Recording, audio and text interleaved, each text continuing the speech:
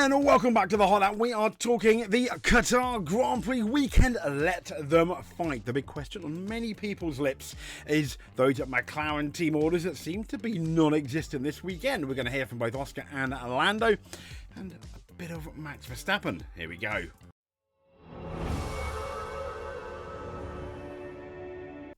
And welcome back to the Hot Lap. So we are talking McLaren team orders. Lando Norris, Oscar Piastri and Max Verstappen are three title contenders. And, well, Lando Norris has come into the weekend, I feel, as relaxed as I was before when I was 35 points behind the lead.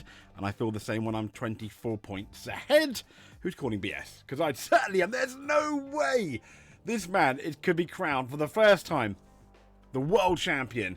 His first world champion in Qatar. For, you know, and he's... No. There's no way this guy's relaxed. I completely understand, but let's see what he's got to say, shall we? No, I'm excited for all of it. I don't know. I've never been in this situation before, but I'm excited. I think it's exciting for everyone. I think I certainly would have liked to have the 30-point gap instead of 24. No, I mean, who believes him? I know he's smiling. He's normally quite honest, but it's just gamesmanship, isn't it? To whoever it is, but yeah, it makes it more exciting for you guys, I guess. So. Good for you. And no, I think I'll just go and try and do the same thing. I'll focus on trying to get good quality and have a good race and just take one step at a time. I do agree with him taking one step at a time. That's very true. Focus on a good quality. He's saying all the right things. Why would you not say that? You'd be insane if you weren't thinking that. But yeah. But this is it from. He knows if he beats Max Verstappen and Oscar Piastri, he is the world champion. I don't mind. Of course, the earlier I can do it, the better. But at the same time, that doesn't change how I do anything. I just need to try and win. And yeah, it doesn't change how he does anything, but it does change how he does everything in terms of it's going to change his mindset. I mean, you know, I could be world champion. Simple as that. No, I'm excited for all of it. No. But McLaren have insisted that there is still no reason to back Norris over Piastri, in spite of the fact that Lando Norris could win the World Championship this weekend. Oscar Piastri very much cannot. In terms of Oscar Piastri, 24 points behind.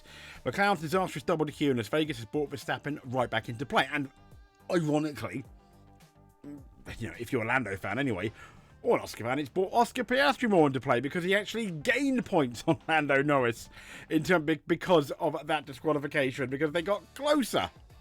So yeah, it's going to be mighty interesting. But Oscar Piastri has even come out and said, we've had a brief discussion on it in terms of team orders. The answer is no. I'm still equal on points with Max and got a decent shot of still winning if things go my way. Absolutely, he has. The issue he's got at the moment though is, I think if you look at the bookies, he's possibly the least likely because of his form. However, class is permanent, form is temporary. We know how classy Oscar Piastri was for the first half of the year. Absolutely, without a shadow of doubt. And this is him talking about it. And you can look at it from a lot of points of view. Obviously, the gap is smaller now to Lando than it was. There you go. It is. Think positive. Was before the disqualification.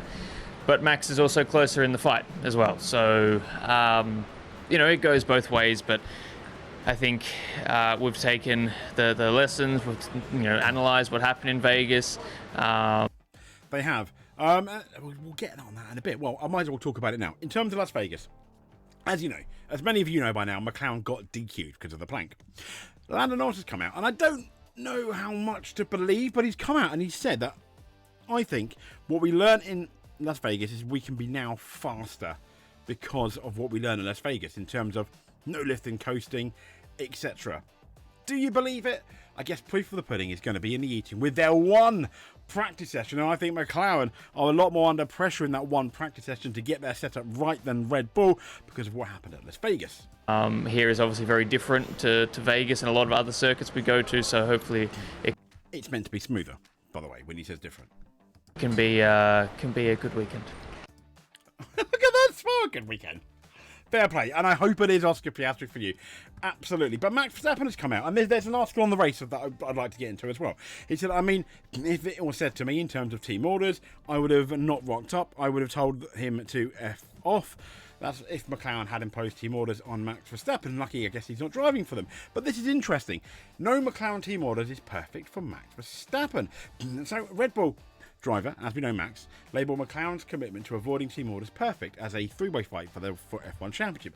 As we know, Norris heads into the Qatar Grand Prix weekend with a 24-point lead. Now, McLaren is stuck by its desire to let drivers race for the championship all season. It's not going to change in Qatar. They basically said, until one is mathematically out of the World Championship, we won't impose team orders. Very good. Now, while Norris is still in control, the threat of Verstappen stealing the Drivers' Championship is still very real, even more so after the Las Vegas disqualification. Verstappen has questioned McLaren's philosophy at times this year, but said in Qatar on Thursday it was right to stand by it now with 58 points up for grabs. Now, asked if it complicated McLaren's situation, Verstappen said, no, it's perfect. I think you can't do a better job than allowing them to race as well, because why would you suddenly now say that Oscar wouldn't be allowed anymore? I get it, he can still mathematically win. And he carried on saying, I mean, if that was said to me, I would have not rocked up. I would have told them to F off. If you're a real winner and a racer as a driver, then you go for it. Even if you are behind, what's the point of otherwise turning up? Yeah, never give up mentality.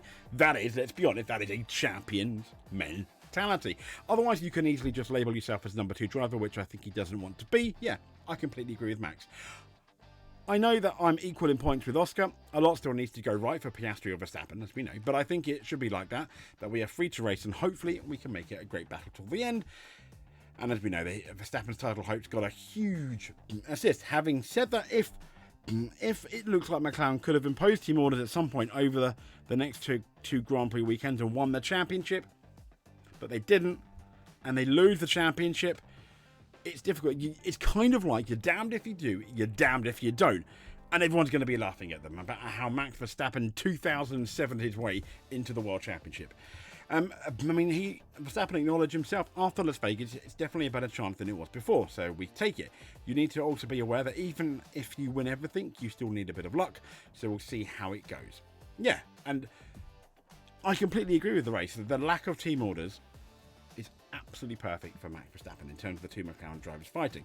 Now, in terms of the plank, we've just discussed that, but McLaren team principal has insisted that his team did not take excessive risks with the plank, albeit there were lots of rumours that very early on McLaren knew they were in trouble with their plank, and they've got supposedly a nice way of this. I've read about this expanding metal, etc. It's sort of not really been 100% confirmed, but who knows.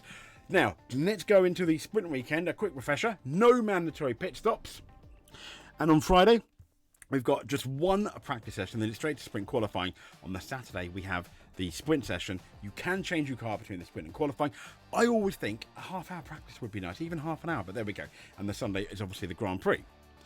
In terms of sprint qualifying, it's SQ1's 12 minutes, SQ2 10 minutes, SQ3 8 minutes. So even with the 8 minutes, you've probably got time for maybe one run, maybe two, depending if it's a really small track. In terms of points, points are scored 8, 7, 6, 5, 4, 3, 2, 1 from first to 8th. So 58 points still up for grabs. Last but not least, I thought this was quite funny about our story with Adrian Newey. It's Lance Stroll and Adrian Newey. We want you to be the team principal. Adrian, I don't want to be the team principal. I just want to design the car. Then we'll hire the horn dog. I am ready to be team principal. And there we go. Happy ending for everyone apart from obviously Adrian Newey. Well, not Adrian Newey, but Christian Horner. Anyway, I digress. Thank you very much. We'll speak to you soon. If you've made it to the end, please, we are not worthy, but if subscribe, that would make us happy. Subscribe, hit the like button, notification button if you do not want to miss a video. Until then, we'll speak to you soon. Thank you very much and stay safe.